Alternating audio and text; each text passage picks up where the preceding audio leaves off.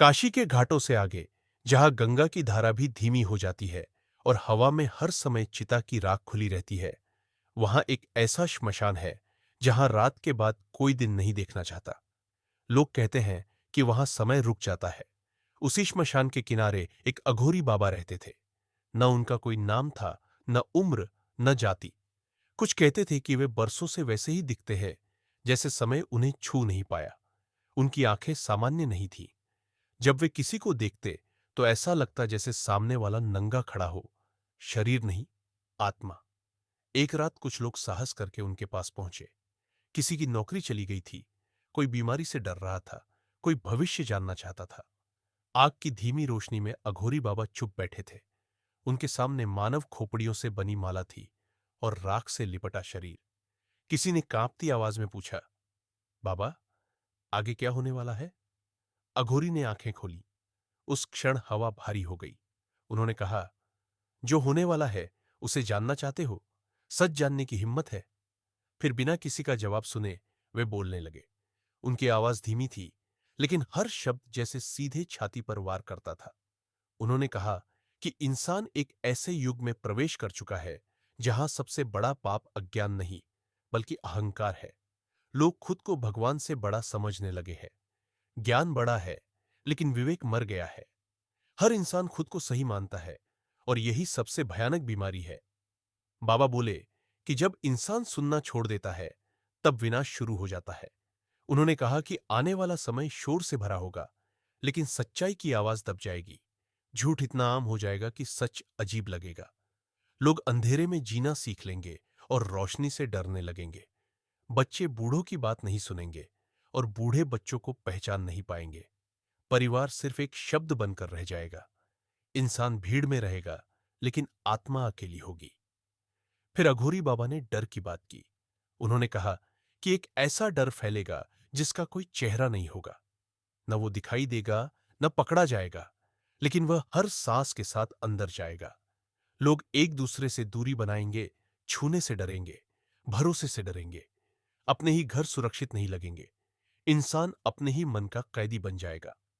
बाबा ने कहा कि उस समय सबसे ज्यादा आत्महत्याएं शरीर की नहीं, आत्मा की होंगी।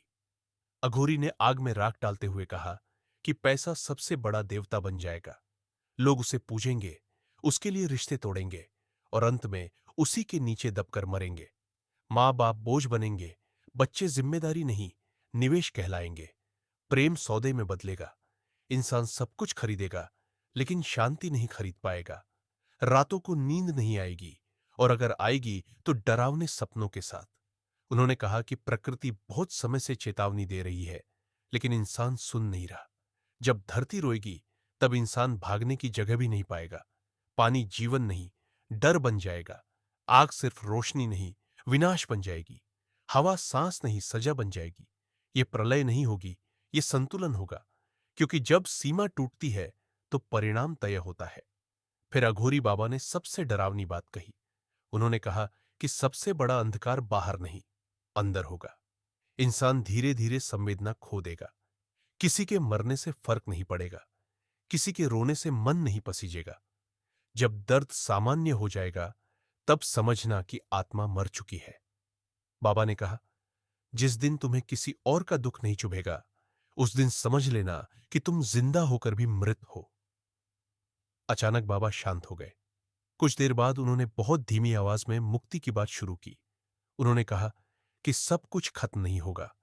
अंधेरे के बीच भी कुछ दीप जलते रहेंगे। जो इंसान अहंकार छोड़ देगा, वही बचेगा। जो कम में संतोष करेगा, वही सुरक्षित रहेगा। जो नाम और पहचान से ऊपर उठेगा, वही मुक्त होगा। भगवान को बाहर ढूंढने वाला थक जाएगा, लेकिन जो भीतर झांकेगा, वही पाएगा। बाबा ने कहा कि असली पूजा मंदिर में नहीं, व्यवहार में होती है। असली तपस्या जंगल में नहीं, मन में होती है। और असली अघोरी वही है जो अपने अंदर के डर को जला दे। इतना कहकर उन्होंने आंखें बंद कर ली। हवा थम गई, आग बुझ गई। वहां बैठे लोग हिल भी नहीं पाए। अगली सुबह जब लोग लौटे, तो बाबा नहीं थे। न राख, न खोपड़ी, न धुनी, बस श्मशान की मिट्टी थी और एक अजीब सी शांति। लेकिन जो शब्द उन्होंने कहे थे, वो लोगों के मन में गूंजते रहे। आज जब इंसान अपने चारों ओर देखता है, टूटते रिश्ते, बढ़ता डर, खोती संवेदना, तो उसे एहसास होता है कि अघोरी बाबा भविष्य नहीं बता रहे थे। वे उस सच को बोल रहे थे जिसे इंसान सुनना नहीं चाहता था।